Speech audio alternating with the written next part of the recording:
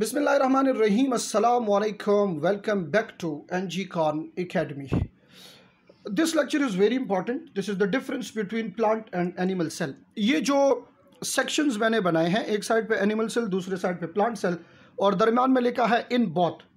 जो सबसे इम्पॉर्टेंट चीज़ है इस टॉपिक के हवाले से MCQs के लिए, वो आपने ये करना है कि कौन सी ऑर्गेनली कौन सा स्ट्रक्चर प्लांट सेल में है, एनिमल सेल में नहीं है, एनिमल सेल में है, प्लांट सेल में नहीं है, या वो ऑर्गेनलीज वो स्ट्रक्चर जो दोनों में मौजूद है। तो पहले हम वो पढ़ लेते हैं जो कि दोनों सेल्स में कॉमन है, मौजूद है दोनों में, कुछ उसमें भी डिफरेंसेस हैं, उसको साथ साथ एक्सप्लेन करेंगे। नंबर 1, न्यूक्लियस जो है, न्यूक्लियस ये प्रेजेंट होगा दोनों सेल्स के अंदर, बट यहाँ इस न्यूक्लियस की लोकेशन, इसकी पोजीशन ये डिफरेंट है। अगर आप देखें प्लांट सेल के अंदर न्यूक्लियस एक साइड पे होगा, रीजन वो लार्ज वैक्यूल है सेंटर पे, और जो एनिमल सेल है उसमें न्यूक्लियस सेंटर पे होगा क्योंकि उसके जो वैक्यूल्स है वो नंबर ऑफ वैक्यूल्स एक से ज़्यादा है और वो स्मॉल वैक्यूल्स है। क्लियर हो गई ये बात। नंबर 2, दोनों के अंदर जो कॉमन स्ट्रक्चर है वो है हमारे पास cell membrane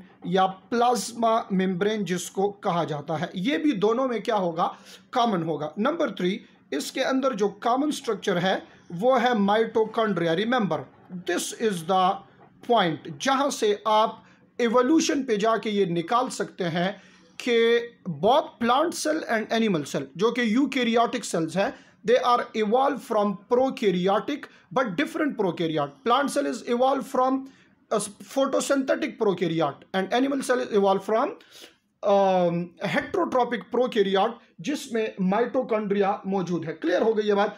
the fourth important thing, दोनों के अंदर साइटोप्लाज्म मौजूद है, बट आपने एक और चीज याद रखनी है, प्लांट सेल में प्रोटोप्लास्ट भी मौजूद होता है।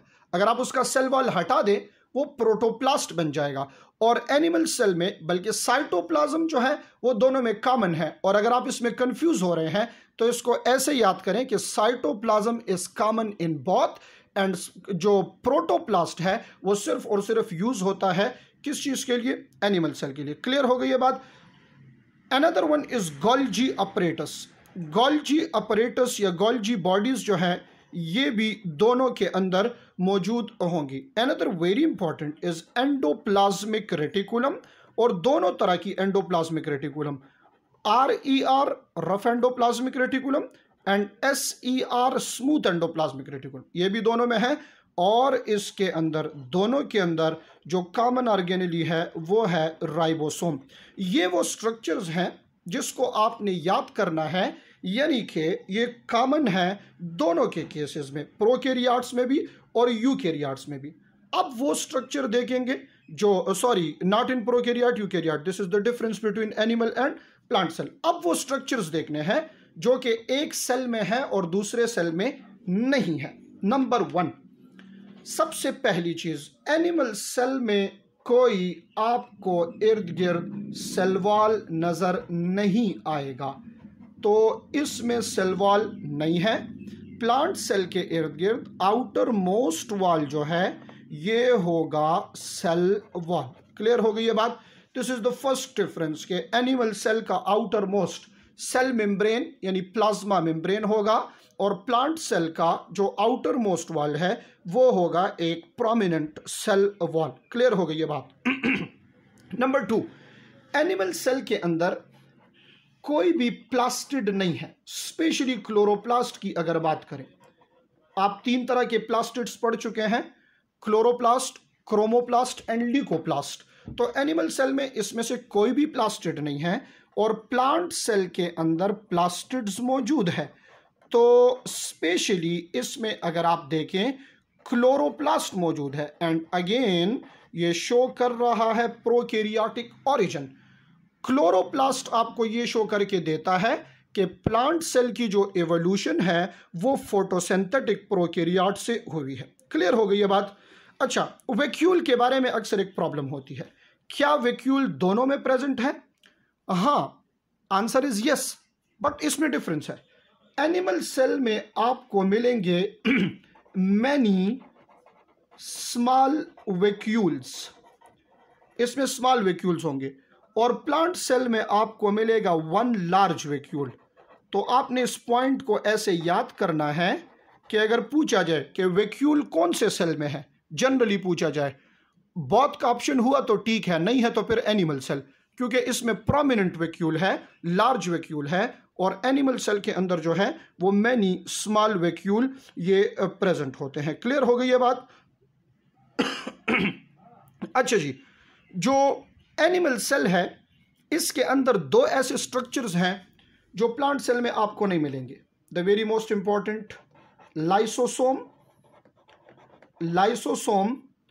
And centrioles. लाइसोसोम और सेंट्रियोल ये एनिमल सेल में मौजूद है, और यही सेम स्ट्रक्चर ये प्लांट सेल के अंदर ये नहीं होगा। इधर जो शेप है, शेप ऑफ द सेल, वो सेल वॉल चूंकि उसको मेंटेन करता है, तो प्लांट सेल का एक प्रोमिनेंट शेप होगा because of presence of cell wall, और एनिमल सेल जो है ये इर्रेगुलर होगा। एनिमल सेल ये इर्रेगुलर होगा। क्लियर हो गई ये बात? एक और चीज आपको बताते चलूं, ये इंतहाई इंपॉर्टेंट है, और वो होता है हमारे पास फ्लैजेला, कि कहां पे फ्लैजेला मौजूद है और कहां पे फ्लैजेला एब्सेंट है। अगर आप एनिमल सेल के केस में देखें तो एनिमल सेल्स में फ्लैजेला जो है वो होता है स्पेसिफिक सेल्स में।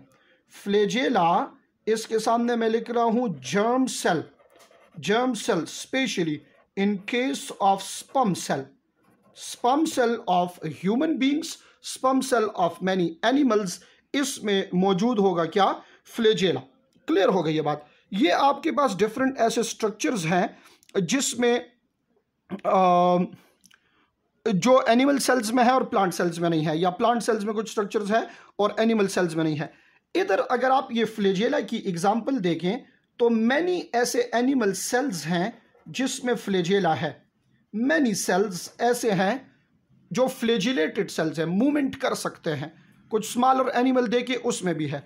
अगर प्लांट सेल में आपसे फ्लैजेला पूछा जाए तो ये डिफरेंस याद रखिए कि ये होगा ओनली इन जर्म सेल, और आपने देखा होगा the sperm cell of many plants, this contain flagella.